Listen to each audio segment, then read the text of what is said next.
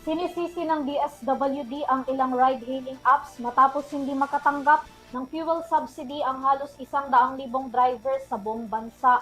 Itinago raw kasi ng mga ito ang tunay na bilang ng lahat ng MC drivers sa TNVS kaya hindi napabilang sa listahan. Narito ang balita ni Crisa Lopez.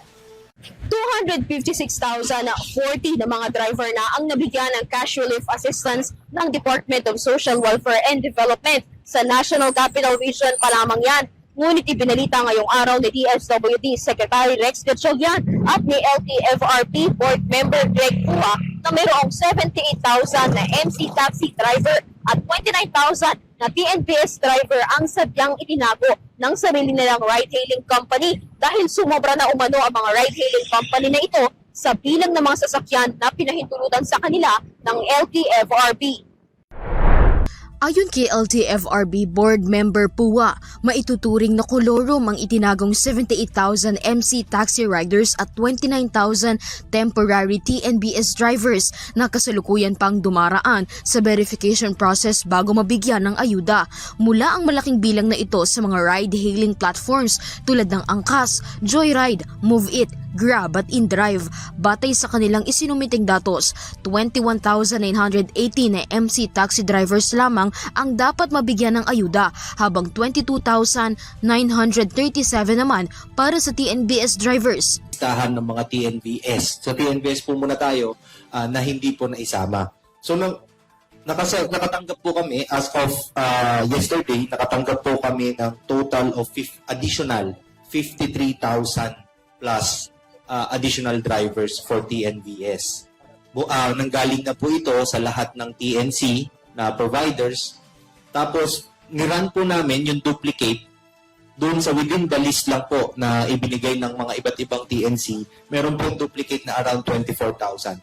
So, meron po kaming bine-verify ngayon na 29,000. Ito po, bine-verify namin kung na-submit na namin sa DSWD as PUJ, MC Taxi, kung nandun na po yung mga pangalan po nila. For MC Taxi naman, nakatanggap po kami ng around 81,000 plus additional drivers. Niran po namin, meron pong duplicate within the list na around 3,000. So, 78,000 po ngayon yung bine-verify namin kung naisama na po sila sa delivery. Kung nakapag-claim na rin po sila in coordination with... Sa amin, hindi ng LTFRB, hindi ng DICT, itinago sila sa amin ng mga kumpanyang platform nila. Their very own platforms hid them from us for very obvious reasons.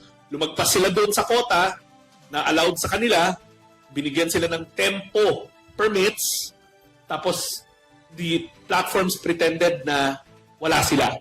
Bagamat may kaakibat na kaparusahan para sa mga ride-hailing apps at TNBS operators, mas pinaprioridad sa ngayon ng dalawang ahensya ang pagbibigay ng ayuda sa mga driver bilang tugon sa patuloy na pagtaas ng presyo ng lingis, alinsunod na rin sa direktiba ni Pangulong Ferdinand Marcos Jr.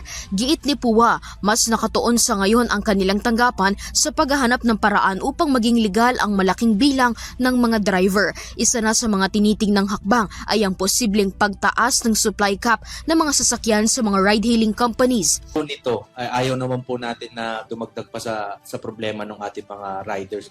Tinutulungan nga po ng gobyerno sa alinsunod sa utos ng Pangulo. So, yun po, titignan po natin kung paano natin malilegalize. Matutulungan po itong mga drivers.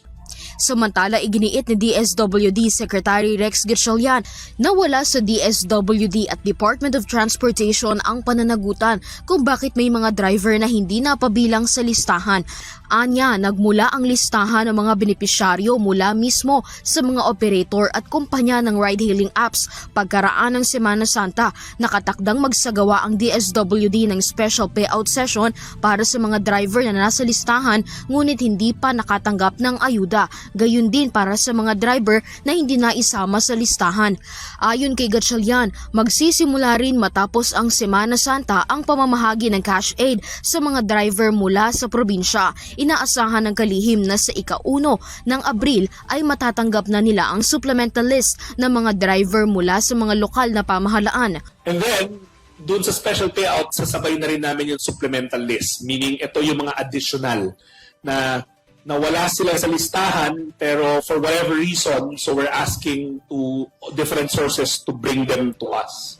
Dagdag pa niya, kritikal ang kasalukuyang pagbuo ng listahan ng mga driver at operator sa unang tranche ng pamamahagi ng ayuda dahil ito ang magiging batayan sa mga susunod pang rounds ng distribution. Wala kasing listahan, so wala pang ikakalat dahil wala pang listahan. Binubuo as we go along.